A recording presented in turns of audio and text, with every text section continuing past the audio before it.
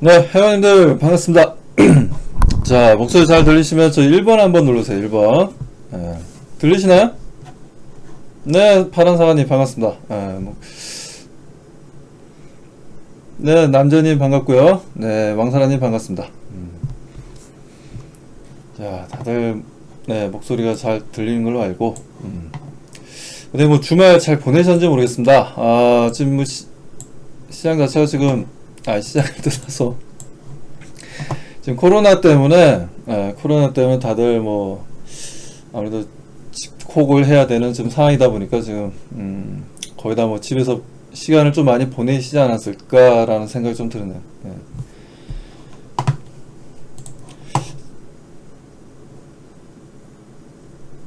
네, 그러시군요. 네, 황금나무님, 네, 반갑습니다. 제가 좀 발음하는 데 있어서 좀 부정확한 부분들이 좀 발생할 수 있습니다, 회원님들. 그런 부분들이 있어도 좀 양해해 주시고 들어주시면 감사하겠습니다. 자, 아무튼 오늘 이제 또 한 주가 시작됩니다, 회원님들. 어떻게 또 우리가 마음을 또 단단히 가지고 또 한 주를 또 시작해야 되지 않겠습니까? 자, 어떻게 보면 금요일날 오전까지만 하더라도 너무 좋았죠. 너무 좋은 시장이었습니다. 너무나 좋은 시장이었어요. 금요일 오전까지만 하더라도 시장 자체가 너무나 좋은 시장이었는데, 야, 시장 자체가 큰일 내겠구나 라고 생각하고 있었는데 오후장 들어서 갑자기 지수가 쭉 빠졌어요. 쭉 빠진 이유가 뭡니까? 다름이 아니라 코로나 때문에 정부에서 2.5단계의 조치를 발표하면서 시장에서 좀 일부 외국인들 좀 매도 물량이 좀 형성되면서 수급이 형성되다 보니까 뭐 지수가 좀 빠지긴 했습니다. 뭐 하지만 그렇다고 해서 너무 뭐 걱정을 하시거나 뭐 이렇다 해서 뭐 이제 큰일이네, 이제 어떻게 해야 되나라고 좀 너무 걱정을 하실 필요는 없어요. 어차피 또 내려가면 또 올라가면 또 내려가고, 그게 또 주식시장이고, 또 그리고 어차피 지금 현재 뭐 이런 이슈가 나온다 하더라도 지금 보시다시피 코로나 확진자 수가 지금 현재 감소하고 있기 때문에 일단 2.5단계를 발동한 부분들은 일단 긍정적으로 해석될 수 있는 부분들입니다. 그렇기 때문에 너무 뭐 2.5단계를 지금 현재 발동을 해서 실질적인 지금 경제적인 내수시장에서 좀 타격을 주겠다라고만 생각하지 마시고, 어차피 뭐 그동안 뭐 힘들었잖아요. 힘들었던 부분들이고, 이런 부분들이 빨리 끝나기 위해서는 또 그렇지 않습니까? 우리가 뭐라 해야 되나요? 예를 들어서 이렇게 수면입니다. 수면이고, 사람이 이렇게 빠졌어요. 물에 호적되고 있죠. 호적되고 있는데, 여기 밑에 이제 바닥이 있습니다. 바닥이 있습니다. 이렇게 뭐 자갈들이 이렇게 뚜 깔려 있는데, 뭐 이렇게 깔려 있는데 돌도 있고, 이렇게 바다입니다. 바다. 이렇게 물고기들도 이렇게 헤엄쳐 다니면서 물고기들 이렇게 헤엄쳐 다니고 있고요. 뭐 그림에 대해서는 뭐 그러냐고 봐주시기 바랍니다. 원래 제가 추상화 쪽으로는 좀 많이 발달되어 있는 그림들이 되다 보니까 아무튼 이렇게 해서 물에 빠져 있으면 어떻습니까? 수영 못 하시는 분들은, 그리고 수영 잘 하시는 분들도 마찬가지지만, 수영 잘 하시는 분들은 뭐 하게 뭐 딱히 뭐 걱정 없지만, 수영 못 하시는 분들은 어떻습니까? 이렇게 허우적대다가 오히려 물을 마시거나, 오히려 저체온증으로 돌아가시는 분들이 많습니다. 제가 바다 근처에서 과거에 군생활을 해봤기 때문에 잘 알고 있습니다. 거의 이제 뭐라 해야 되나, 익사로 돌아가시는 분들 그렇게 많지가 않아요. 생각보다 많지가 않습니다. 진짜 너무 수영을 못 하셔가지고, 그런 진짜 아예 심호흡 자체를 좀 조절할 수 없을 정도 좀 너무 심하게 못 하시는 분들만 아니라면, 바다에 빠진다 해서 무조건 이제 뭐 익사로 돌아가시지는 않습니다. 거의 다 돌아가시는 이유가 저체온증으로 돌아가세요. 거기 보면 이제 바다에 이제 빠지게 되면, 이 우리가 몸에 이제 몸의 열을 이제 바닷물에 빼앗기게 되거든요. 한여름이라 하더라도 밤 같은 경우에는 또 이제 그 바닷물의 온도가 낮아지지 않습니까? 그러다 보니까 거의 한 1시간 반? 많이 견디면 2시간? 그 정도밖에 못 견뎌요, 현실적으로. 그리고 겨울 같은 경우에는 거의 30분을 못 견딥니다. 30분을. 거의 저체온증으로 돌아가시는 경우가 굉장히 많아요. 그렇기 때문에 아무튼 뭐 수영 못 하시더라도 바다에 빠졌을 때는 너무 걱정하지 마세요. 어차피 좀 가만히 이렇게 있으면 몸이 둥둥 뜹니다. 자, 그리고 이렇게 우리가 빠지면 우리가 이렇게 너무 허적되는데, 허적되시면 안 돼요. 이 몸에 힘을 주기 시작하면 몸이 무거워지면서 물에 빠지거든요. 중력에 의해서, 중력 현상으로 이렇게 몸이 이제 가라앉게 됩니다. 가라앉는데, 그렇게 뭐 빠지신 곳이 그렇게 뭐 바닥과 그렇게 거리가 그렇게 큰 위치가 아니라면 어떻습니까? 바닥까지 그냥 쭉 내려가는 게 제일 좋아요. 바닥까지 그냥 에라 모르겠다 이러면서 이제 바닥까지 그냥 쭉 내려가는구나, 그냥. 어디가 막, 뭐 10m 거의 보면요. 뭐 수영하다가, 이렇게 해수욕장에 수영하다가 이렇게 쭉 떠내려가더라도 거의 뭐 10m까지는 안 됩니다. 동해가 아닌 이상, 뭐 서해나 남해 같은 경우에는 거의 뭐 10m 이상은 안 되거든요. 그렇기 때문에 내려가셔도 괜찮아요. 쭉 내려갑니다, 그냥. 에라 모르겠다고 나는 모르겠다고 이렇게 코를 막고 이렇게 쭉 내려가서 여기서 어떻습니까? 여기서 이렇게 발로 박차고 이렇게 박차고 이렇게 뚝 올라오는 게 제일 빨라요. 좀 물에 빠져서 좀 허적거리고 좀 너무 힘이 없어진다 라고 판단하시면 그 수영을 하실 줄 아시는 분들 같은 경우는 물에 어떻게 하면 이제 배영 형태로 해서 떠 있는지 아시니까 걱정 없는데, 이제 수영 못 하시는 분들은 그냥 그대로 그냥 내려가셔서 바닥이 나올 때까지, 바닥이 나오면 어떻게 됩니까? 발로 그대로 박차고 다시 수면 위로 올라오실 수가 있어요. 그렇기 때문에 뭐 다리에 뭐 걸리는 게 없다고 너무 놀라지 마시고, 아무튼 이렇게 해서 이런 것처럼 지금 현재 코로나로 인해서 가게들 뭐 셧다운 되고 뭐 이런 부분들 발생하고 있지 않습니까? 현실적으로. 이런 부분들을 너무 걱정스럽게만 보지 마시고, 하나의 또 이런 부분들 하나의 또 기회라고 생각하시고, 또 그에 따른 주식시장에서는 어차피 그에 따른 또 수혜주들이 있고, 그에 따른 또 돈을 많이 벌 수 있는 또 기업들이 있습니다. 우리가 또 그러면 그쪽으로 우리가 향해서 또 전진하면 되는 거예요. 그렇기 때문에 시장이 지금 현재 뭐 안 좋은 악재가 생겼다고 해서, 악재는 항상 있습니다. 1년 365일 항상 있어요, 악재는. 누가 정치인이 뭐 트럼프가 말 한마디 하면 그게 또 악재로 작용하고, 누가 또 해외에서 누가 얘기하거나 국내에서 또 누가 얘기하거나 이번에 또 뭐 여러 가지 또 의사협회에서 또 정보가 좀 대립이 좀 이루어지고, 이런 부분들을 무조건 안 좋게 볼 필요는 없습니다. 오히려 대립이 없고 아무런 의견 충돌이 없다면 그 사회가 또 이상한 거죠. 우리가 살아가는 사회 자체 같은 경우에는 뭐 여러 이제 이익 집단과 그리고 서로 간에 이제 이익이 좀 맞물리는 부분들이 있다 보니까 당연히 자기 목소리를 내고 싶고, 내가 뭔가 손해를 보는 것 같고, 내가 살아가는 데 있어서 뭐 그렇다면 당연히 목소리 낼 수 있는 겁니다. 그게 민주주의 아니겠습니까? 그렇기 때문에 이런 뭐 서로 간에 뭐 완력이 생기고 뭐 안 좋은 내용들이 나온다고 해서 안 좋게만 생각할 필요는 없습니다. 그러다가 이제 또 서로가 합의점을 또 찾아가고, 그 합의점이 또 이루어지면 또 그 이루어진 모습에서 또 이렇게 또 앞으로 계속해서 전진해 나가면서 서로 간에 또 그 부분에 있어서 또 누군가 또 불이익을 본다면 또 그 부분에서 또 서로가 대화를 하면서 계속해서 서로 간의 의견들을 좀 맞춰가면서 살아가는 게 뭐 인생 아니겠습니까?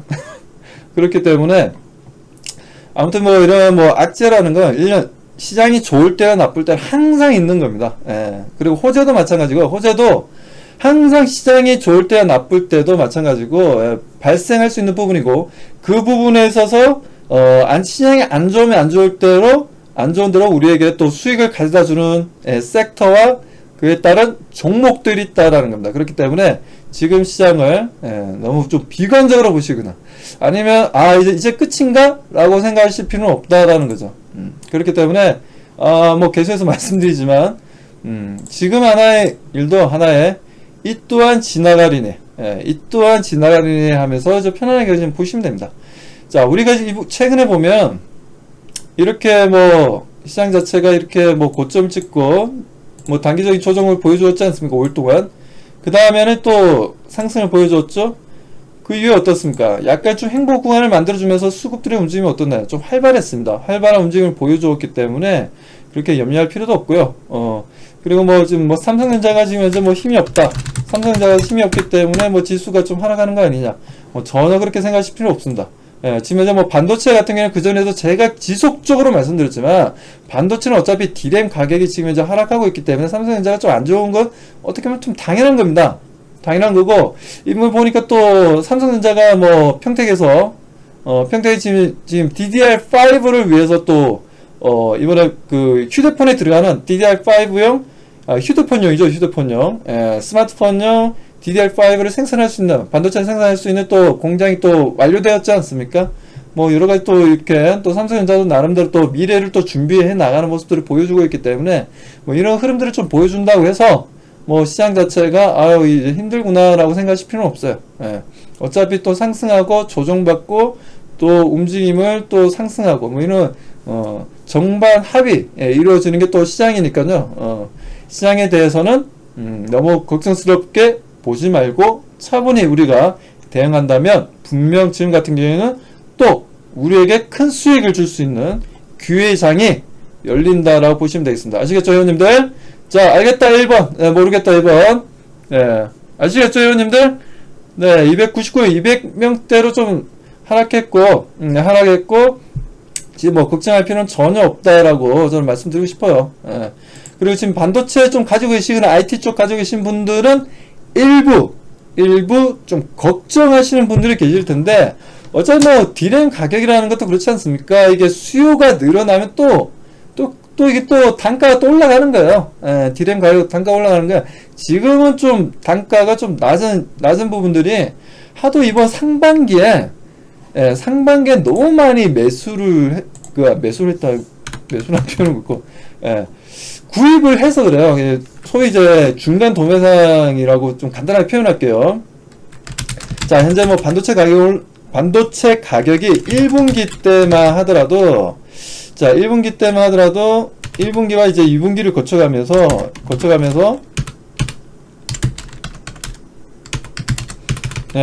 실제 D램 가격이 올라갔습니다. D램 가격이 올라갔던 이유가 뭐냐면 클라우드 산업이 상당히 좀 투자가 많이 이루어질 것이다 라고 봤는데, 뭐 시간 지나다 보니까 이거 생각보다 투자가 안 이루어지는 거야.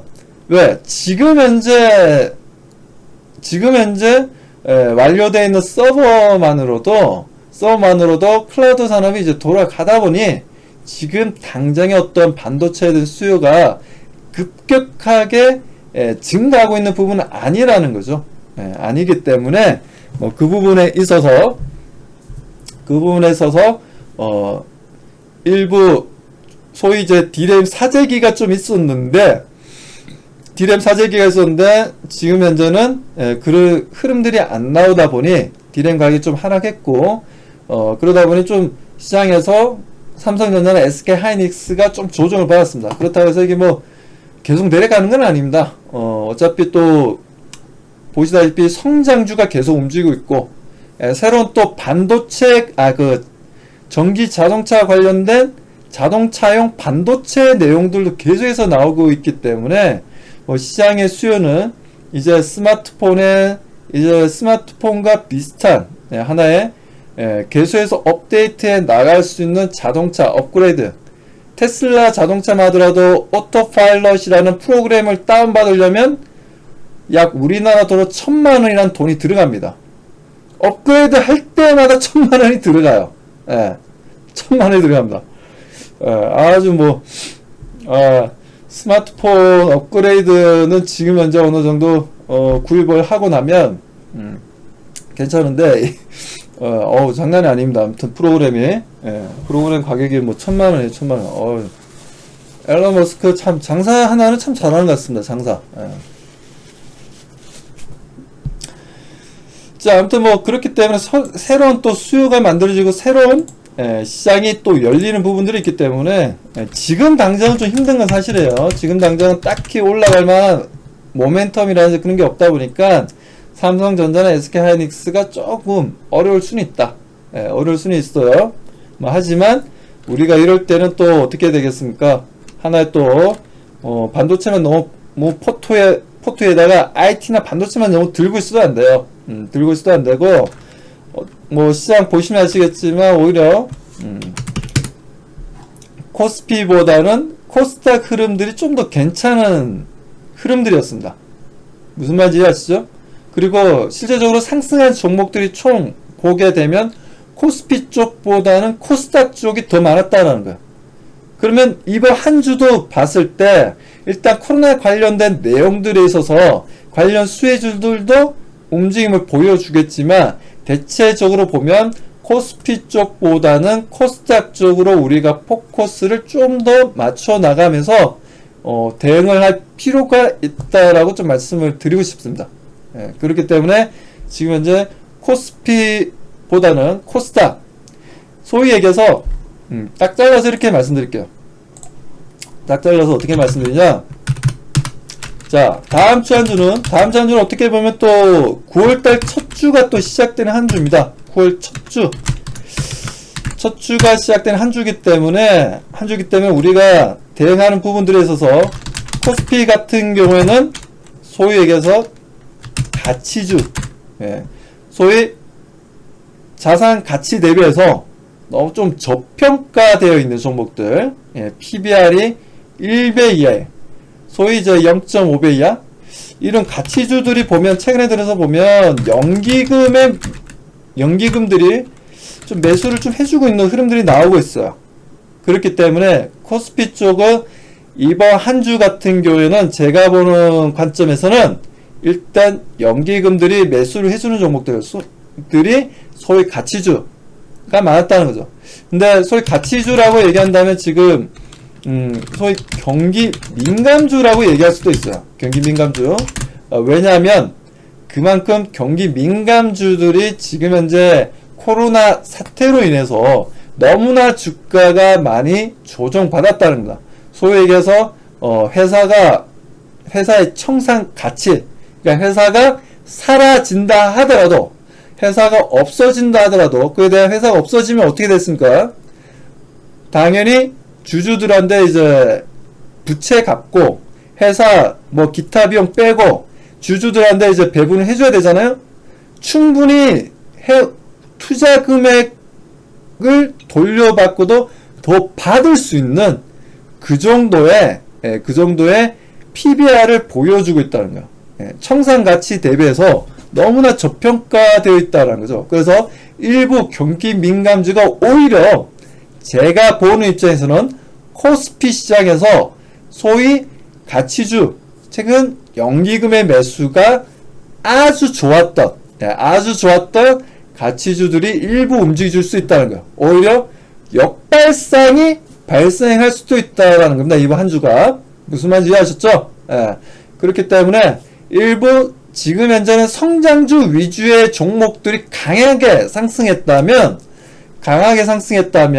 이번 한 주는 오히려 경기 민감주 쪽으로 우리가 봐야 된다는 거. 그리고 당연히 이번 주 같은 경우에는 미국도 그렇고 우리나라도 그렇고 소위 얘기해서 경기 지표들이 발표를 할 겁니다. 발표하게 되면 당연히 안 좋게 나오겠죠. 그건 회원님들도 마찬가지고 저도 마찬가지고 그 누가 분석을 하더라도 안 좋겠다는 건 당연한 겁니다. 당연한 거예요. 당연히 예측이 가능하다는 거예요. 이런 주식시장에서는 누구나 예측이 가능한 시점은 오히려 어떻습니까? 오히려 시장은 반대로 움직인다는 거죠.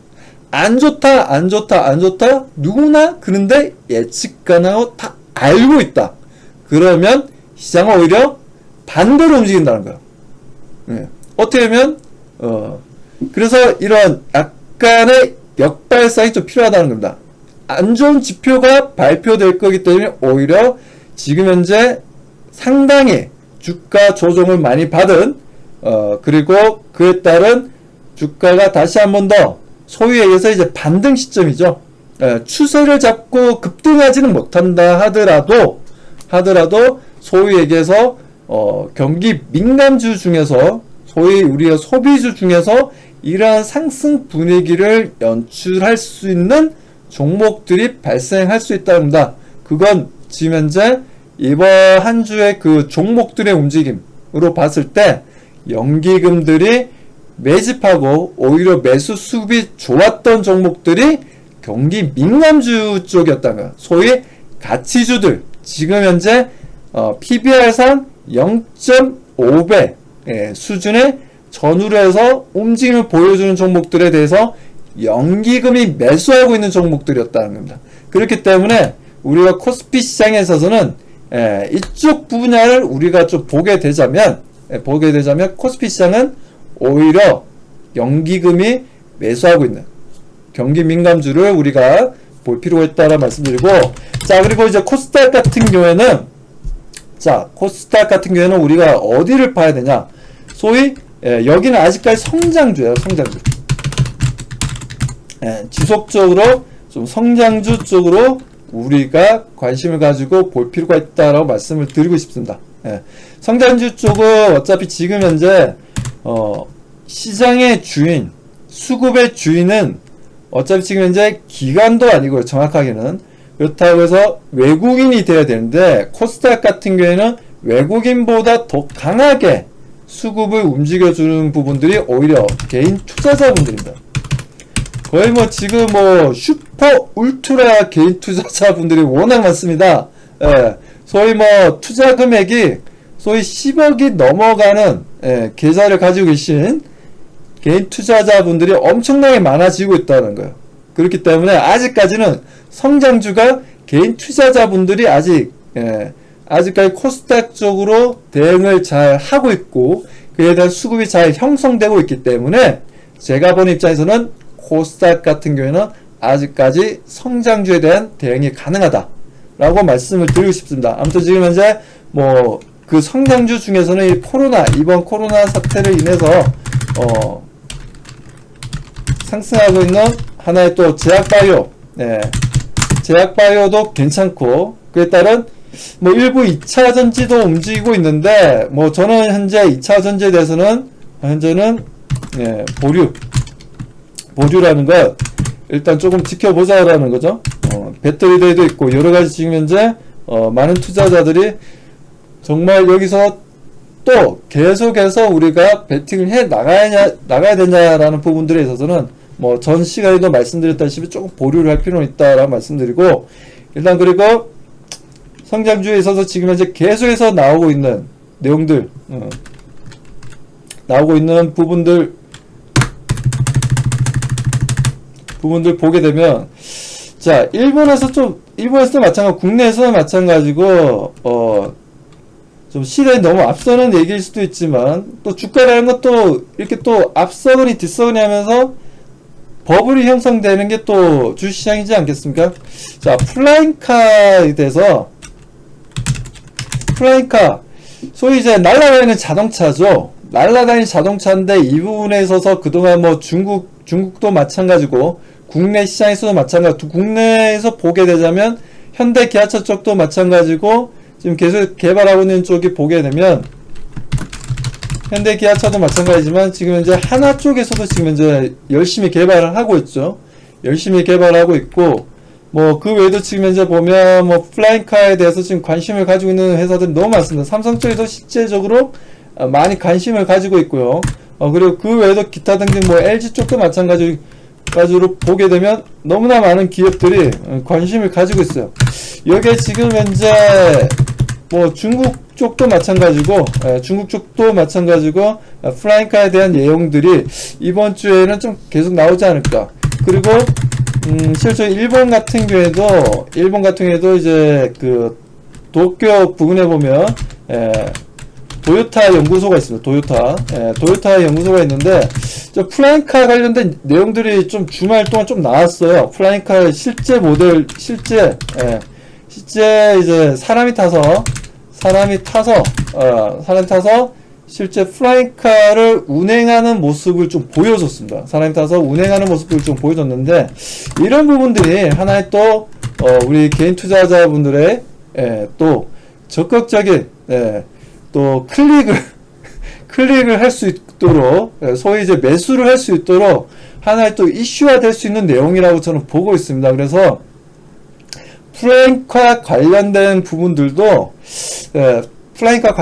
부분들도 우리가 한번 주가의 움직임을 지켜볼 필요가 있다라고 말씀을 좀 드리고 싶어요. 무슨 말인지 이해하시죠? 자, 아무튼 뭐 플라잉카 부분들도 한번, 어차피 일본에서 또 얘기가 한번 또 주말 동안 나왔으니까, 실제 사람이 타서 공중에 움직여서 이렇게 또 운행하는 모습을 보여줬단 말이에요. 보여줬기 때문에 이 부분들이 하나의 또 오늘 저녁 되면 또 아마 뭐 9시 뉴스에도 뭐 잠깐 나올 수도 있어요. 잠깐 나올 수도 있고, 뭐 그렇게 된다면 하나의 또 이 플라잉카 관련해서 관련 종목들이 내일이나 이번 한 주야 주가 움직임을 좀 보여주지 않겠냐 라는 좀 생각이 듭니다. 아무튼 뭐 이렇게 해서 뭐 여러 가지 내용들이 또 이슈화 될 수 있는 기술적인 부분들, 성장주들의 움직임들을 우리가 하나의 또 기대하고 대응할 수 있는 시장이 만들어지고 있으니까요. 아무튼 뭐 시장은 계속해서 좋은 흐름을 보여주면서 우리에게 계속해서 꿈과 희망을 안겨다 줄 수 있는 시장이라고 말씀을 드리고 싶습니다. 자, 그리고 이슈화되고 있는 내용들 하나하나 실제적인 내용들 한번 점검해 보도록 하겠습니다. 자, 일단 코로나 방역에 대해서는 뭐 1차적으로 말씀을 드렸으니까 뭐 넘어가도록 하고요. 자, 그리고 자, 다음주 되면 이제 태풍에 대한 부분들이죠. 자, 이번 주 같은 경우도 태풍에 대한 내용들이 나왔었는데 자, 뭐 태풍 같은 경우에도 지금 현재 마이삭에 대한 내용들이 나오고 있죠. 태풍이 그러면 우리 증시에 영향을 미칠 것이냐? 글쎄, 이번 태풍이 너무 생각보다는 너무 조용하게 흘러갔죠. 앞전 태풍이 너무 조용하게 넘어가서 지금 이제 필리핀 쪽에 지금 마이삭이라는 또 태풍이 필리핀 쪽에서 지금 올라오고 있습니다. 올라오고 있는데, 뭐 일부 태풍 관련 종목들의 움직임이라면 일단 좀 움직임은 좀 보여줬었죠. 일단 뭐 소위 얘기해서 이제 먹거리가 먼저 좀 움직였다라고 좀 보거든요. 먹거리라면 우리가 소위 얘기해서 뭐 움직였던 종목들이 보면 CJ 시푸드도 있었고, 뭐 그에 따른 뭐가 있었습니까? 뭐 제가 그 방송에서 말씀드렸던 뭐 오뚜기도 좀 움직였었고, 그리고 실제적으로 이런 뭐 대상이라든지 여러 종목들이 움직였다라는 부분들입니다. 아무튼 이렇게 해서 좀 움직임을 좀 보여줬던 부분들인데, 뭐 먹거리 관련된 부분들은요, 어차피 뭐 태풍이 꼭 아니다 하더라도 지금 워낙 기상 이변이 발생하고 있고, 뭐 지금 뭐 남극 같은 경우에 지금 대략 뭐 1도 정도가 상승했는데, 1도가 상승했는데, 이건 이제 우리 그 세종 무슨 기지죠? 우리 세종 기지가 있지 않습니까? 정확한 명칭을 제가 잘 모르겠지만, 자, 아무튼 그 세종 기지에서 발표하기를 남극이 지금 현재 1도가 상승을 했다고 합니다. 그에 따른 소위 얘기해서 이제 대기권 안에서의 이 기상 이변, 대기 불안이 발생을 하고 있다라는 거죠. 대기 불안으로 해서 기상 이변이 지속적으로 발생하고 있는데, 특히나 이번 연도가 가장 심한 이유가 이런 남극이 작년보다도 올해 같은 경우에는 평균적으로 1도가 더 1도가 더 올라갔는데, 이 부분들이 실질적으로 이제 남극의 땅이 다 보이고 이게 정말 남극인가 라고 생각이 될 정도로 얼음도 잘 안 보이고 눈도 안 보입니다. 거의 다 녹아버렸어요. 거의 다 녹아가지고 뭐 그 정도로 지금 현재 뭐 이런 부분들이 지금 기상이변을 좀 만들고 있는 상황입니다, 실제로. 그러다 보니까 이제 탄소 배출에 대한 얘기도 계속해서 지속적으로 나오고 있는 상황이고, 탄소 배출을 줄여야 된다. 그래서 탄소 배출 관련 종목들의 움직임도 최근에 좀 하나의 우리가 탄소 배출 관련해서 관련 종목들이 이번 주에 좀 움직였어요. 저도 유심히 좀 보고 있는 종목이 하나 있는데 회원님들이 정말 저희 유료 회원으로 들어오시면 제가 또 어떤 정보를 또 강력하게 또 보고 있는지 한번 제가 그 종목을 통해서 어떻게 또 수익을 만들 건지 보여드리도록 하겠습니다. 자, 아무튼 이렇게 해서 탄소 배출 관련 종목들도 우리가 한번 볼 필요가 있다라는 말씀을 좀 드리고요. 자, 그리고 아베 총리가 갑자기 또 어떻습니까? 아베 총리가 사임을 했습니다. 사임. 자, 여기에 따른 이제 어떤 시장에 영향을 줄 것이냐라는 부분들인데, 일부 언론에서는 이걸 또 부정적으로 또 얘기를 하는 부분들이 있는데, 그동안 우리가 아베 총리와 어떻게 보면 우리나라 간에 어떻게 보면 지속적으로 좀 안 좋았잖아요. 뭐 좋았던 게 뭐가 있습니까? 실제적으로 최근에도 뭐 수출 보복을 하겠다라고 했는데 실질적으로 일본이 더 큰 피해를 보지 않았습니까? 뭐 그런 것처럼 오히려 누가 될지 모르겠지만, 그래도 다음 정권은 대체적으로 지금 얘기가 나오고 있는 내용들로 봤을 때는 지금 그래도 좀 약간 한국 성향의 정권이 들어서지 않겠냐, 뭐 이렇게 다들 좀 보고 있더라고요. 그래서 워낙 극단적으로 이제 어떻게 보면 서로가 너무 극단적으로 갈 필요는 없는데, 어떻게 뭐 일본 같은 경우는 혼내라 해서 뭐 자기 마음을 원래 잘 드러내지 않는데, 아베 총리 같은 경우는 혼내가 아니라 거의 뭐 직선적으로 모든 걸 다 얘기하면서 어느 정도는 실리를 또 챙기는 외교를 좀 해왔기 때문에, 그렇기 때문에 그 부분들에 있어서 조금은 그래도 좀 한국 친화적인 좀 정권이 들어서지 않겠냐. 왜냐하면 지금 현재 어느 정도 중국도 견제를 해야 되는 상황이고, 그리고 우리나라랑 그렇다 해서 이렇게 좀 뭐라 해야 되나, 최근에 뭐 미국도 마찬가지지만 미국의 연구 보고서도 나왔었죠. 오히려 일본과 관계를 접어야 된다, 미국에서는. 굉장히 유명한 그 연구 보고서를 내는 그 연구 집단이 있는데, 거기서 나온 내용들을 보게 되면요, 지금 현재 오히려 일본과 관계를 끊고 한국과 더 동맹을 더 강화해야 된다는 얘기가 나오고 있습니다. 그 내용이 나온 이유가, 그동안 어떻게 보면 일본은 미국에 굉장히 공을 들였지만 옛날 과거의 진주만 공격도 그렇지 않습니까? 갑자기 공격했잖아요. 오늘 갑자기 선전포고도 없이 오늘 갑자기 진주만을 공격해가지고 뒤통수 때려가지고 황당했었죠, 미국 입장에서는. 뭐 그런 사건도 있었고, 원래 미국이랑 이제 일본은 굉장히 친했어요. 왜냐하면 필리핀이 미국한테 먹을 때 일본에서 인정해줬고, 한국을 일본이 들어와서 과거에 우리나라 점령했지 않습니까? 그때도 미국은 눈 감아줬어요. 서로 눈 감아주는 관계였단 말이에요. 그 정도 좀 끈끈했던 부분도 있었는데, 과거에 보게 되면, 역사를 보게 되면 그랬는데, 이번 뭐 2차 대전 때도 마찬가지였고, 그리고 이번에 보게 되면 미국과 어떻게 보면 미국과 일본과 친한 것 같지만, 또 일본도 오히려 어떻게 했습니까? 1대1로라는 또 중국에서 패권을 어느 정도 만들기 위해 1대1로를 시행하는 부분에 있어서 참여를 했던 국가가 우리나라는 안 했어요. 우리나라는 안 했는데, 일본은 또 그 부분에 좀 참여를 했던 부분들이 있었죠. 1대1로에 대해서 뭐 여러가지 아무튼 데이터를 통해서 미국에 있는 많은 정치적인 연구를 하시는 분들이 다들 일본에 대해서는 언제든지 뒤통수를 때릴 수가 있는 국가다 라고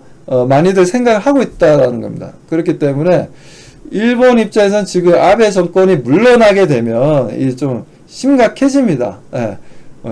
그러니까 미국도 지금 현재 분위기가 그렇게 공을 들이고 돈을 썼는데도 불구하고 지금 정치적으로 좀 약간 뭔가 이렇게 친한 듯 하면서 친하지 않는, 좀 약간 뭔가 이중적인, 그런 흐름들이 좀 나오고 있기 때문에 무조건 지금 상황에서는 중국도 어느 정도 견제를 해야 되는 상황에서 우리나라와 무조건 등을 돌린 데서 해결될 문제가 아니라는 거죠. 뭐 그렇기 때문에 좀 더 우리나라 좀 한국 성향의 정권이 들어서지 않겠냐 하는 게 대다수의 의견들입니다. 그렇기 때문에 뭐 그렇게 된다면 우리에게는 하나의 또 일본과 이런 부분들을 통해서 같이 또 협조할 것도 협조하면서 같이 또 연구할 것 연구하고 같이 서로 간에 또 이 국가로서 서로 간에 또 다시 한 번 더 이런 뭐 역사적인 아픔이 있긴 하지만 서로가 이런 부분들을 서로가 한 발씩 물러서면서 서로가 좀 더 양보하고 서로가 또 손을 잡을 수 있는 계기가 된다면 하나의 또 이런 부분들을 통해서 또 하나의 우리도 마찬가지지만 일본도 마찬가지고 우리 기업들에게도 일본 시장에 좀 더 지금까지 닫혀있던 일본 시장에 좀 더 접근하고 좀 더 일본 시장을 통해서 또 성숙하게 또 성장할 수 있는 기업들이 또 발생을 한다라는 거죠.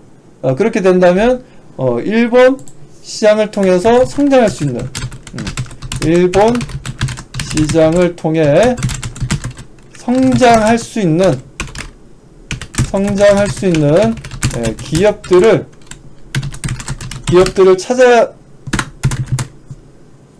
기업들을 우리가 또 찾아서 우리가 소위 주식을 살 수 있는 대응할 수 있는 구간이 이번 한 주에 좀 어느 정도 좀 만들어질 것으로 좀 보고 있습니다. 그렇기 때문에 자, 일본 시장에 대해서 우리가 수혜주들을 좀 봐야 되고 오히려 지금 일본 시장의 문이 활짝 열리면서 서로 간에 어느 정도 다시 한 번 더 또 무역 관계가 정상화된다면 지금 현재 가장 큰 수혜를 받던 어떻게 보면 이제 반도체 쪽에서 이제 소재 쪽이었죠.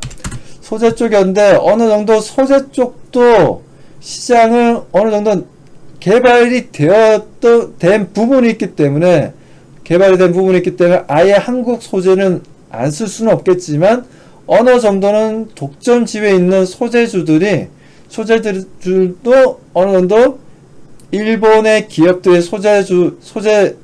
반도체 관련된 소재를 가지고 있는 여러 반도체뿐만이 아니라 여러 기초과학이 좀 많이 발달되어 있는 건 사실입니다. 과학이 우리나라보다. 그렇기 때문에 우리나라 같은 응용과학이 좀 발달되어 있는 부분들이고 일본 같은 경우는 기초과학이 상당히 많이 발달되어 있습니다. 그래서 기초 소재 부분에 있어서는 그 일본한테 실제 우리가 그동안 의존했던 게 사실입니다. 근데 이번 무역 전쟁 계기로 해서 어느 정도 우리가 기초 소재 부분에 있어서 독립을 할 수 있는 부분이겠지만 아직까지 그래도 기초 과학 부분에 있어서는 아직 일본에 뒤처진 부분들이 좀 있다 보니 아무래도 이제 기초 과학 소재 부분들 같은 경우에는 아무래도 아직까지는 일본 기업들에게 좀 의존해야 되는 분야도 있습니다. 그렇기 때문에 지금 현재 소재, 특히 반도체 쪽이 되었던 2차 전지 소재가 되었던 어떤 소재가 되었던 간에 지금 현재 기초과학적인 소재 부분에 있어서는 그 관련 기업들에 대해서 우리가 주가를 조심할 필요는 있다. 주가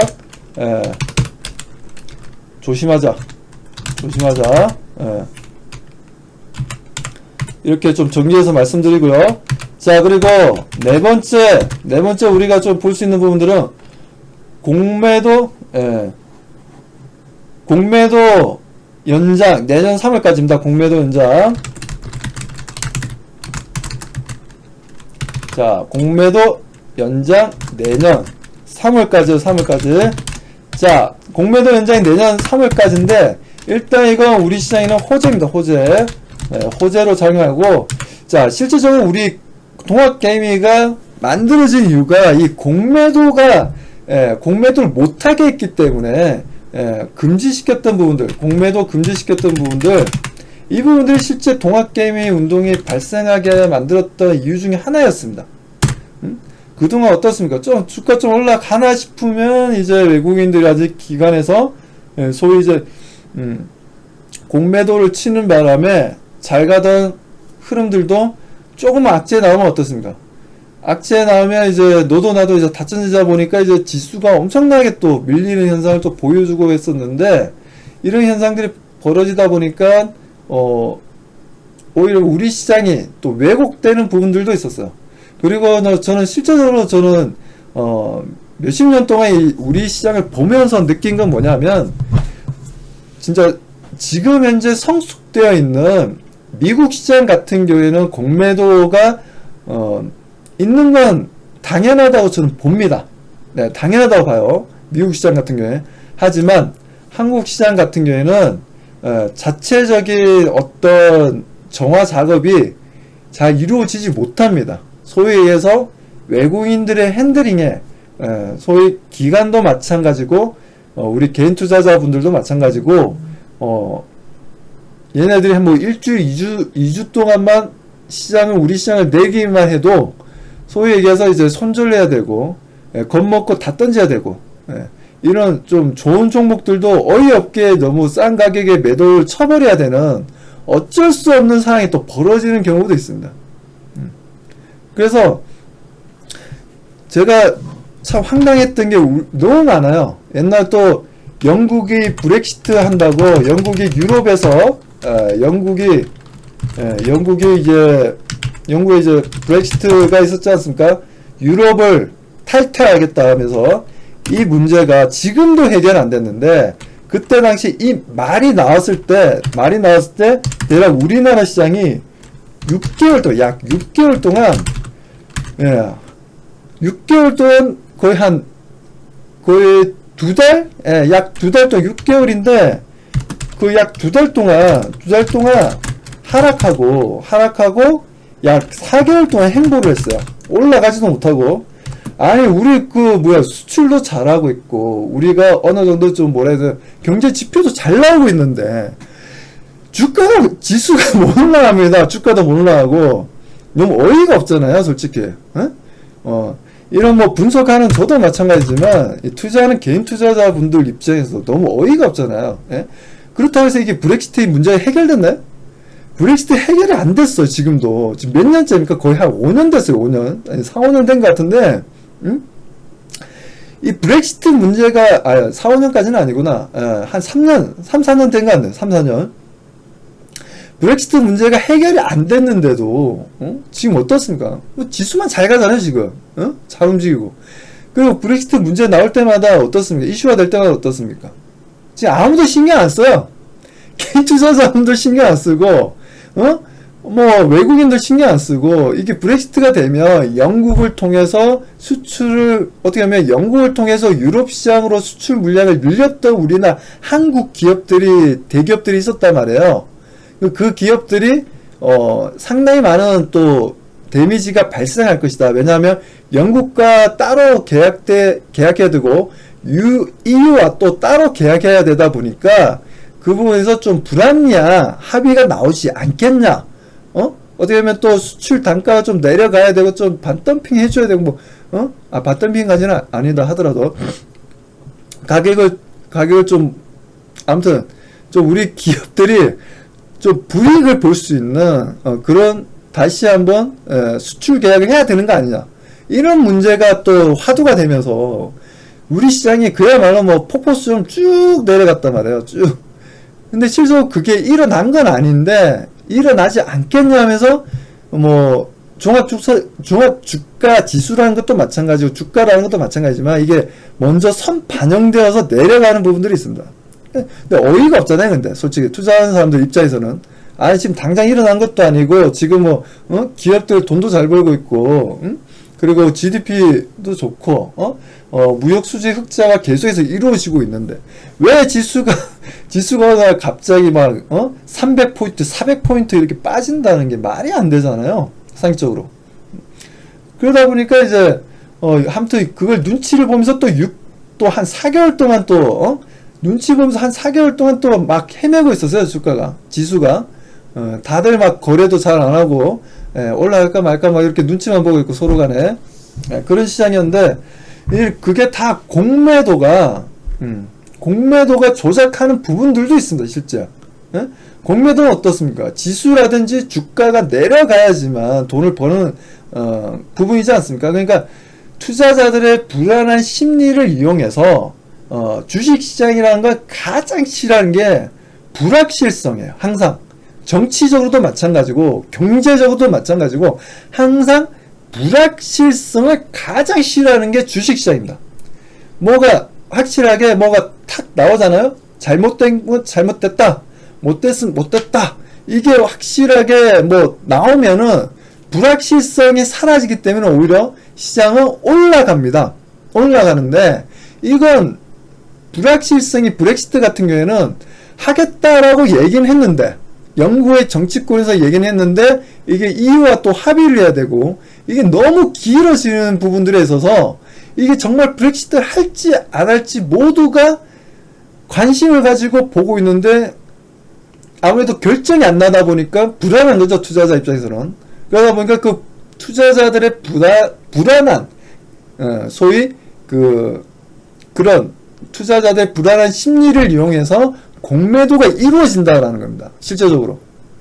그렇기 때문에 이런 부분들은 제가 봤을 때 대한민국에서의 공매도라는 건 소위 얘기해서 빨리 없애면 없앨수록 저는 아예 그냥 뭐 연장이 아니라 아예 없애버려야 된다고 생각합니다. 없애버려야 되고, 솔직히 불합리한 부분들도 많습니다. 솔직히 우리가 공매도 못하잖아요. 우리는 누가 할 수 있습니까? 기관과 외국인들 밖에 안 됩니다. 너무 불합리하지 않습니까? 우리도 그럼 공매도 하게끔 해줘야죠. 우리는 할 수 있는 게 뭐가 있나요? 그나마 뭐 풋옵션 잡거나, 아니면 ETF 상품, 풋을, ETF 뭐 코스피 200을 기초로 하는 풋을 잡거나, 뭐 이런 ETF 상품들밖에 없어요. 상품들밖에 없는데, 얘네들은 실제적으로 공매도를 때려버리잖아요. 실제 종목 자체를 망가뜨리지 않습니까? 그러니까 이건 너무 불합리한 게임이야. 불합리한 게임. 아니면 개인 투자자들도 공매도를 할 수 있게 같이 싸워야 되는데, 이거는 뭐 기관과 외국인들은 예를 들어서 비트 폭격기를 몰고서 이렇게 왔다 갔다 돌아다닌다면, 우리는 이제 소총 들고 왔다 갔다 하는 거죠. 밑에, 땅 밑에서.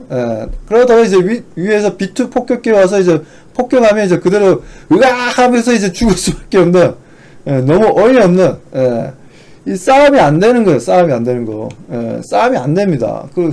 그런 부분들은 이제 좀 불합리한 부분들은 이제 제가 봤을 때 공매도는 좀 없어져야 되지 않나, 대한민국에서는. 지금까지 지켜봤지만, 너무, 공매도, 투자자의 불안한 심리를 이용해서 공매도가 이루어지는 게 너무 심하다라는 거죠. 심하다. 그리고 막말로 해서, 그 기업들이 일부 피해는 보겠지만, 그렇다 해서 지수가 뭐 300%, 400포인트가 빠질 정도, 그 정도 위력은 제가 봤을 때 아닙니다. 아닌데, 투자자들이 불안하다 보니, 빨리 뭔가 던지고 현금화를 시키게끔 조작하는 부분들도 있다는 거죠. 공매도라는 게. 그래서 이런 부분들은 정말 우리 대한민국에서는 저는, 아직까지 솔직히 말씀드려서 아직 그때 미국 시장도 과거에 그랬어요. 근데 아시다시피 미국 시장도 옛날 뭐 1929년대 대공황이라는 것도 겪었었고, 그 전에 뭐 남북 전쟁을 했었던 1800년대도 보면 주식시장은 열렸다가 또 뭐 미친듯이 또 몇백 프로씩 올라갔다가 또 갑자기 시장이 과열이다 뭐다 해서 또 한 2-3년 또 주식시장은 문을 닫아버렸다가, 미국 시장의 그 주식시장의 역사를 보면 상당히 우리나라보다 더 이해할 수 없는 황당한 경우도 굉장히 많았습니다. 굉장히 많았어요. 근데 어느 날 이 2차 대전이 끝나고, 2차 대전이 끝나고, 어느덧 이제 패권 국가가 되면서 전 세계를, 소위 얘기해서 이제, 제일 싸움 잘하는 국가가 되면서, 패권 국가가 되면서, 그때부터 이제 주시장이 조금씩 안정화되기 시작한 거였죠. 안정화되고, 달러가 안정화되고, 환율 시장이 안정화되고, 그러다 보니 이제 지금 현재 이제 위치를 가지게 되고, 주식시장이 그만큼 성숙하게 된 부분들인데, 그건 이제 패권 국가들이 누릴 수 있는 환경이고요. 그렇지 않은 국가들 같은 경우에는 제가 봤을 때는 오히려 공매도라는 건 오히려 기관이라든지 외국인들이 역으로, 소위 이제, 악의적으로 이용할 수 있는 부분이기 때문에 이건 정말 제가 정치인이라면, 제가 국회의원이라면 이건 정말 없애야 돼요. 공매도 같은 경우는 아예 없애버리는 게 맞습니다. 그런데 뭐 금감원이나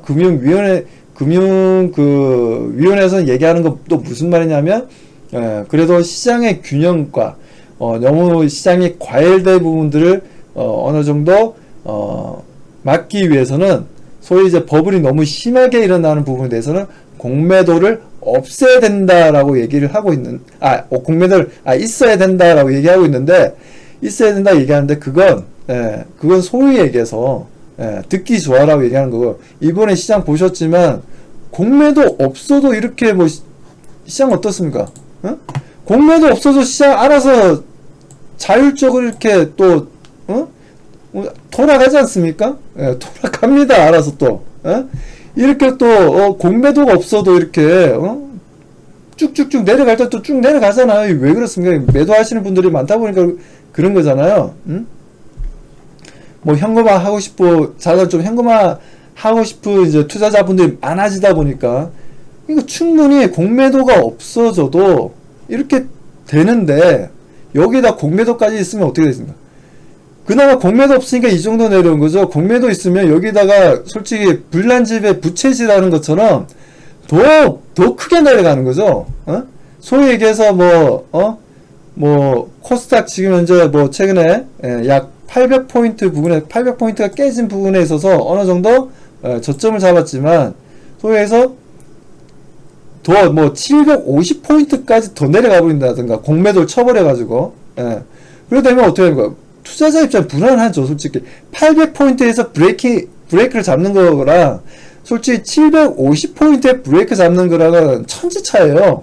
종목의 소위 얘기해서 이제 빠그라지는, 종목이 하락하는 부분들에 있어서 엄청나게 차이 납니다. 소위 마이너스 10%에서 브레이크가 잡힐 게, 마이너스 20%, 30%, 막 40% 이렇게 내려가면 어떻습니까? 불안해지잖아요, 투자자 입장에서는. 이거 계속 진짜 들고 있어도 되냐?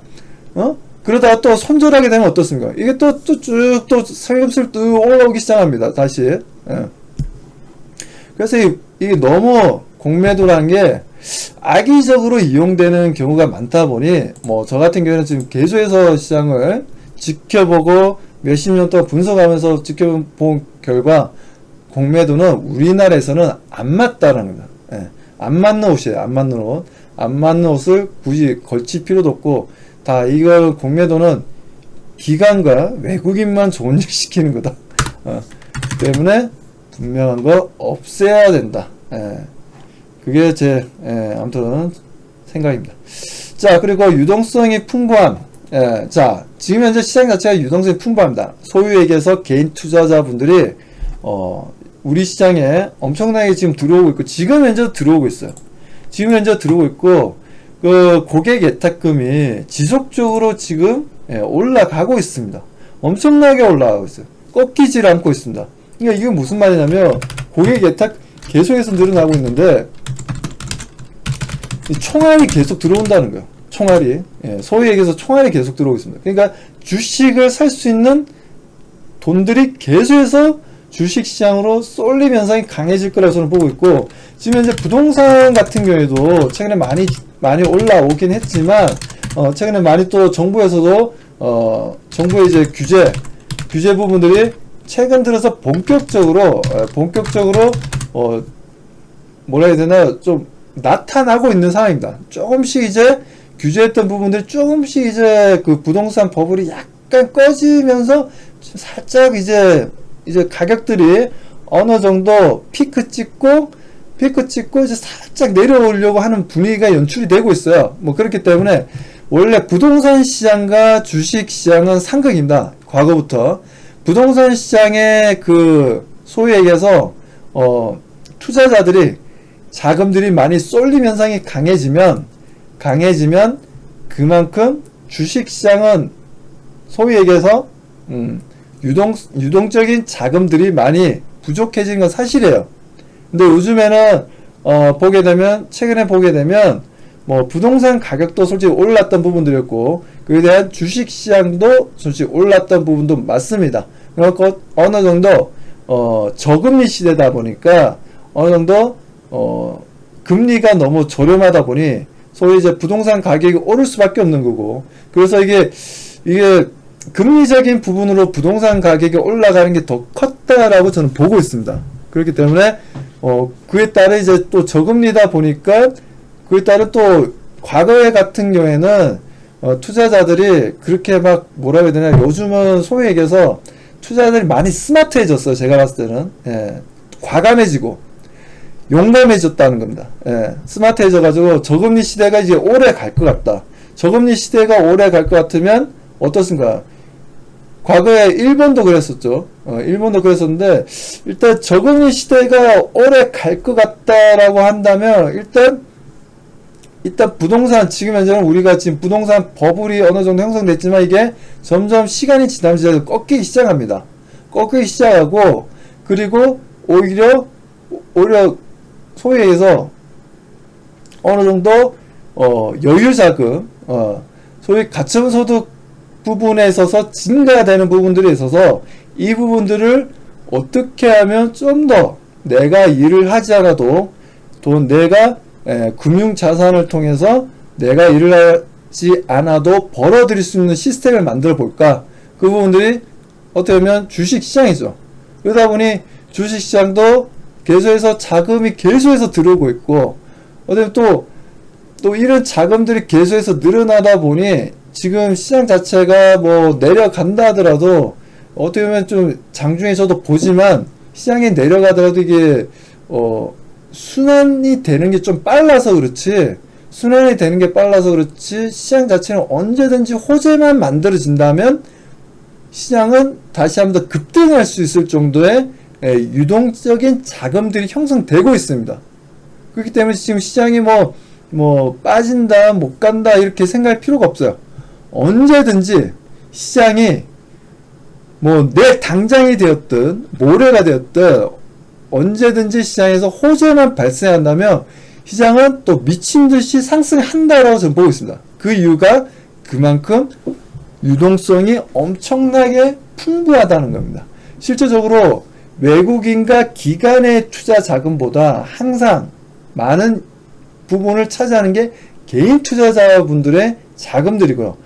개인 투자자분들의 자금이 지금 현재 외국인과 기관의 어떤 자금들을 엄청나게 잠식시킬 정도로 거의 뭐 고객 예탁금이 너무 많이 늘어나다 보니까 지금 시장에 지금 뭐 소위 얘기해서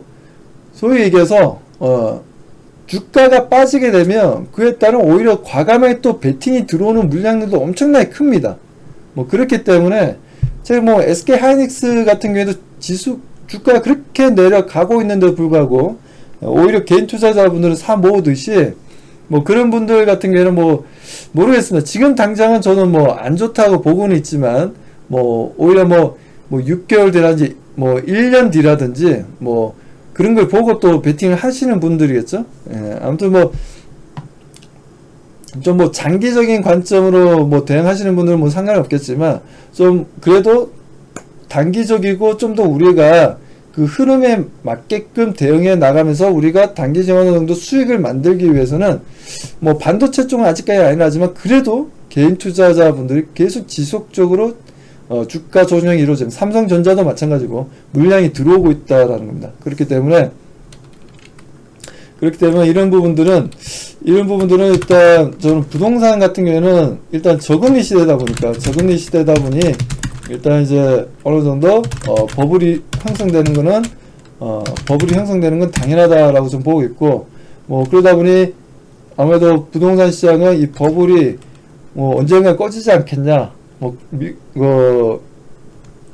일본도 과거에 그랬으니까요. 저금리 시대가 이게 뭐 1년 되었다, 2년 되었다, 저금리 시대가 이제 쭉 가잖아요. 그렇게 되면 사람들이 이제 지치기 시작합니다. 지치기 시작하고 어느 정도 이게 부동산 가격이라는 것도 이게 꺼질 시점이 만들어질 수밖에 없어요. 그리고 지금 현재 또 규제가 솔직히 얘기해서 규제하면 규제할수록 뭐 부동산 버블이 생긴다는데 제가 봤을 때는 그거는 지금까지 뭐 그렇게 느끼고 그리고 많은 분들이 어떻게 보면 부동산으로 어떻게 보면 자산을 넓히는 게 오히려 주식보다 안전하다라고 생각했기 때문에 어떻게 보면 안전 자산이라고 좀 생각했던 부분들이 있기 때문에 그랬던 부분들인데 오히려 제가 보는 입장에서는 이 부동산도 저금리 시대가 이게 길어지면 길어질수록 일본과 마찬가지로 버블이 조금씩 꺼져 갈 가능성이 상당히 높다라고 저는 보고 있습니다. 뭐 그렇기 때문에 뭐 지금 당장은 뭐 그렇다 해서 버블이 갑자기 확 꺼지지는 않겠죠. 근데 그 임계점이라는 게 발생할 수 있다는 거죠. 임계점이 이번 연도 뭐 하반기에 발생할지 내년에 발생할지는 알 수는 없지만 분명 발생은 언젠가는 한다라는 겁니다. 언젠가는 발생을 하기 때문에 이 저금리 시대가 부동산 시장에 꼭 좋은 건 아니다라고 말씀드리고 싶어요. 아니다. 예. 그래서 언젠가는 이게 버블이 슬금슬금 빠질 때가 있고 그 한계점을 임계점을 넘어서는 순간 확 빠진다라는 거죠. 확 그냥 빠지는 게 아니라 그야말로 쭉 빠지는 거예요. 일본 시장처럼. 그렇기 때문에 저는 그렇게 되면 아무래도 안전자산이 오히려 안전자산이 부동산이 아니라 오히려 주식시장이 아니겠냐. 주식시장이 오히려 안전자산으로 전환되지 않겠냐. 응? 투자자들 입장에서는 그렇기 때문에 고객들이 이런 뭐라고 해야 되나 많이 스마트해졌다고 저는 생각하는 이유가 그렇기 때문에 고객들의 예탁금이 지속적으로 지금 지난주도 마찬가지고 최근에 지수가 조정받으면서 오히려 고객 예탁금이 엄청나게 늘어나고 있습니다. 오히려 엄청나게 늘어나다 보니 이제 최근 뭐 증권사들 같은 경우도 뭐 엄청난 수익이 발생하고 있고 그에 따른 주가도 엄청 오르고 있죠. 오르고 있어요. 뭐 대표적으로 뭐 미래에셋 대우마더라도 미래에셋 대우 같은 경우에 대우증권 같은 경우에는 거의 우리나라 대표적인 그 브로커리로 이제 상당한 좀 수익을 만드는 회사입니다. 대표적인 증권사예요. 대표적인 대한민국에서 이런 증권사를 이제 미래에셋에서 이제 꿀꺽하고 삼켰는데 아무튼 뭐 최근에 보면 아시다시피 이렇게 뭐 엄청나게 지금 올라가고 있지 않습니까? 이런 증권주들이 올라간다는 건 그만큼 고객 예탁금이 늘어나고 있고 지수의 하락보다는 지수의 상승을 우리가 어느 정도 예측을 하고 대응을 할 수 있다라는 부분들입니다. 그리고 뭐 우리가 올라갈 때마다 우리가 그렇게 막 크게 매수하는 게 아니라 보시다시피 기관이 매수하고 있고 외국인들이 보시는 것처럼 엄청나게 매수를 해주고 있어요.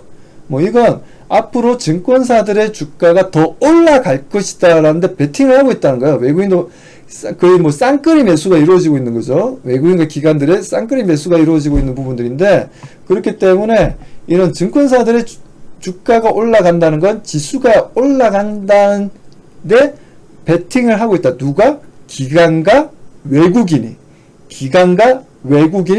올라간다에 베팅을 하고 있기 때문에 지수에 대해서는 전혀 걱정하지 마시라고 저는 말씀을 드리고 싶습니다. 이런 수급적인 움직임만 보더라도 절대적으로 외국인과 기관들이 지금 현재 여기가 끝인가 봐요 라고 아니라는 거죠. 계속 올라간다라는 겁니다.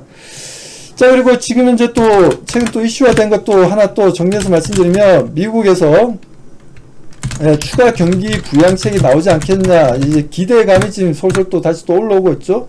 뭐 그렇기 때문에 우리가 뭐 어떤 경기 부양책이 나올지 좀 봐야 되겠지만 일단 뭐 최근에 나왔던 건 뭐 파월 의장이 뭐라고 했죠? 파월 의장이 거의 앞으로 거의 뭐 5년 동안 제로 금리를 지속하겠다 했어요.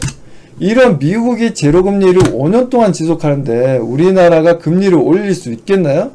예, 올리기는 지금 제가 봤을 때는 힘들 거다.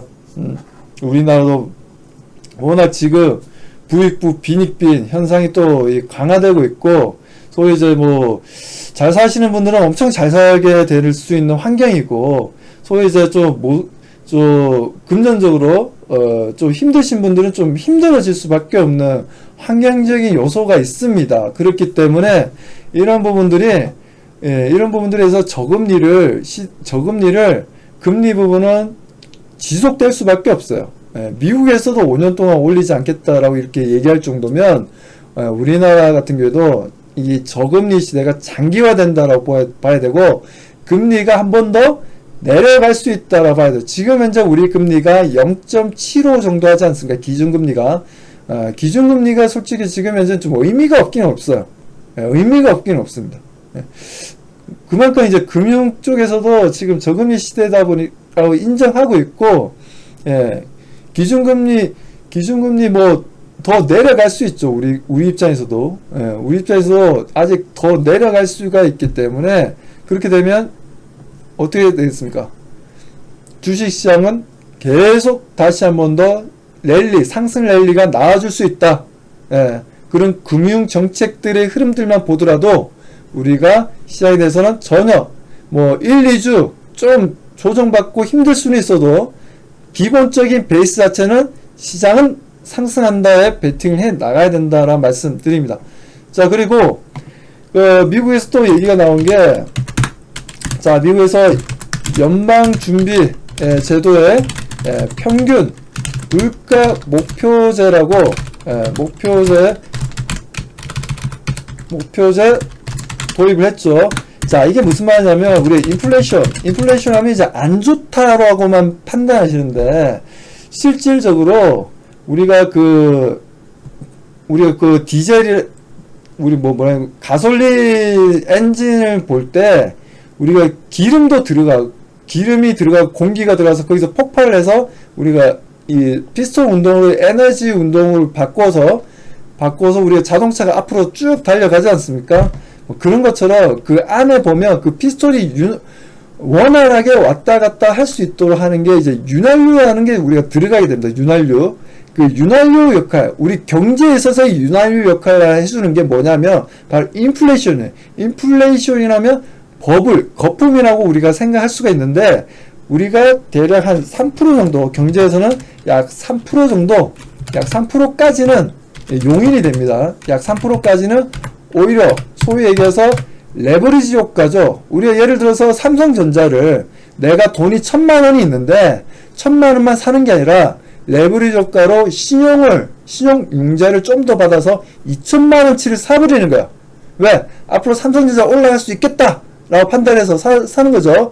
그런 것처럼 인플레이션은 하나의 버블을 만드는데, 하나의 경제적인 요소에 있어서 뭐 1,000만원을 투자할 걸, 기업들도 마찬가지고 개인 투자자들도 마찬가지고 1,000만원 투자할 걸 좀 더 많이 투자를 해서 좀 더 경제적인 활성화를 시키는데 아주 큰 도움을 줄 수가 있는 게 또 인플레이션입니다. 그래서 무조건 버블이라면 안 좋은 게 아닙니다. 안 좋은 게 아니라 대략 경제적으로는 2에서 3% 정도면 상당히 경제를 활성화시키는데 상당히 도움을 준다라는 부분들인데, 근데 3% 이상이 되게 되면 일반적으로는 이 버블 현상으로 인해서, 오히려 버블 현상으로 인해서 가격이 급등하고 경제적인 어느 정도 타격을 준다라고 이제 볼 수 있는 부분들입니다. 그런데 이 평균 물가 목표제라는 건, 목표제라는 건 지금 현재 인플레이션에 대해서 2%까지 용인을 해주고 있어요. 용인해주고 있습니다. 해주고 있는데, 예를 들어서 이번 연도에 인플레이션이 예를 들어서 0% 발생을 했어요. 0%. 뭐 코로나다 뭐다 이래가지고 실제적으로 뭐 달러도 이제 약세로 전환을 했는데, 결과적으로 인플레이션이 발생을 하지 않고 0%가 됐어요. 근데 2021년도 2%까지 용인해 주겠다면 2021년도는 몇 프로까지 용인해 주겠나요? 계산을 해보면 4%까지는 용인을 해주겠답니다. 인플레이션에 대해서는. 왜? 평균이니까 평균. 왜? 작년에 올해 0%였다면 인플레이션 발생률이 0%였다면 내년에는 4%가 발생돼도 그냥 용인해주겠다는 거예요. 4% 발생해라는 거예요. 괜찮다. 발생해라. 나라에서는 오히려 그걸 장려한다. 장려한다. 이렇게 보는 겁니다. 시각 자체가. 그래서 평균 물가 목표자라는 거예요. 평균 물가 목표자. 그러니까 만약에 여기서 뭐 내년에 뭐 2%가 발생했다 치죠. 2%가 발생했으면 2023년도 목표는 어떻게 됐습니까? 3년도 목표는 어떻게 평균적으로 봤을 때 3%가 더 발생하니까 5%까지는 용인해 주겠다. 이런 현상이 발생한다고. 무슨 말인지 이해가 가시죠, 회원님들? 이런 현상이 아니다. 5%까지가 아니구나. 2%니까 2%니까 4%인가 4%. 4%죠. 4%까지는 용인해 주겠다. 용인 왜? 평균적이니까. 매년 평균 2%로 계산을 한다는 겁니다. 2%로. 그래서 이런 부분들을 통해서 지금 현재 어느 정도 이것도 하나의 경기를 좀 부양하고자 하는 어느 정도 인플레이션, 그러니까 레버리지, 소위 얘기해서 빚을 내서 경제적인 활동하는 부분들에 있어서 어느 정도 국가에서 장려를 하겠다라는 거야. 장려하겠다고. 빚 내고 싶으면 내라는 겁니다. 빚 내고 싶으면 내라. 그렇기 때문에 미국 시장이 이렇게 지금 현재 미국 시장의 코로나 환자가 몇만 명씩 지금 발생하고 있는데 우리보다 더 심각하죠. 몇만 명씩 발생하고 있고 뭐 경기 지표도 조금씩 안 좋아지고 있는데도 불구하고 지수는 미친듯이 올라가고 있어. 미친듯이 올라가는 이유가 뭐겠습니까? 제로금리 5년 하겠다. 거기에다 지금 현재 평균 물가 목표제를 시행하겠다. 이런 내용들로 인해서 오히려 더 올라가고 있습니다. 버블을 오히려 장려하고 있어 지금. 버블 포레버. 버블 포레버를 외치고 있어요. 이러고 있으니까 지금 미국 시장은 미친듯이 올라가는 거예요, 회원님들. 그러면 어떻게 되겠습니까? 미국 시장이 저렇게 올라간다. 우리도 당에 따라가죠. 당에 따라갑니다. 그렇기 때문에 지금 현재 이렇게 좀 지수가 조금 조정받았다고 걱정할 필요 없다라는 거예요. 여기서 뭐 내려가는 거 아니에요? 거래량이 너무 많이 터져가지고 이제 지수 꺾이는 거 아닙니까? 아닙니다, 회원님들. 전혀 아니에요, 전혀. 지수는 다시 N자 파동으로 상승한다. 무슨 말인지 이해하시겠어요? 제가 지금 보자, 거의 한 1시간 정도 엄청나게 떠들었는데, 제가 얘기하는 거 무슨 말인지 이해 가십니까, 회원님들? 자, 이해 간다 하신 분 한 7번 한번 눌러주세요. 7번. 자, 7번. 손가락 한번 딱 올려가지고 7번 한번 딱 눌러줍니다. 7번. 이해 안 가시면 8번 누르시고, 진짜. 나 이해가 안 간다 하시는 분은 8번 누르시고. 자, 그래도 제가 진짜 쉽게 설명을 해드리고 있는 거예요, 지금. 엄청나게 쉽게 설명해드리고 있는 겁니다, 지금. 이렇게 지금 쉽게 설명하는데 찾기 힘듭니다. 자, 아무튼 지금 현재 이렇게 해서 우리에게 시장 자체가 긍정적인 신호가 나와주고 있기 때문에 전체적인 시장에 대해서는 시장이 내려갈까에 대해서는 걱정할 필요가 전혀 없다. 결론은 제가 말씀드린 건 시장은 반드시 올라간다. 시장은 반드시 올라간다. 그러면 회원님들의 계좌는 반드시 돈을 벌게 되어 있다 라고 저는 강조드리고 싶은 거예요. 걱정할 필요 없습니다. 단 지금 현재 상황에 있어서 뭐 소위 얘기해서 분명 물리신 종목도 있으실 테고 수익이 나고 있는 종목도 있을 겁니다. 걱정할 필요 없어요. 수익이 나고 있는 종목은 더 수익이 날 수 있고요. 소위 물린 종목들도 결과적으로 시간이 해결해 줍니다. 시간이 해결해 주니까 주식시장은 너무 좋습니다. 너무 좋아요. 지금 걱정할 필요는 전혀 없다라고 저는 말씀드리고 싶고, 오히려 이런 우리나라 시장은 어차피 기본적 베이스 자체가 해외 시장의 움직임에 같이 연동되어서 결과적으로 움직일 수밖에 없고, 그렇게 된다면 우리 시장은 해외 증시가 계속해서 이런 흐름들이 나오는 이상은 시장 자체는 상승할 수밖에 없다라는 겁니다.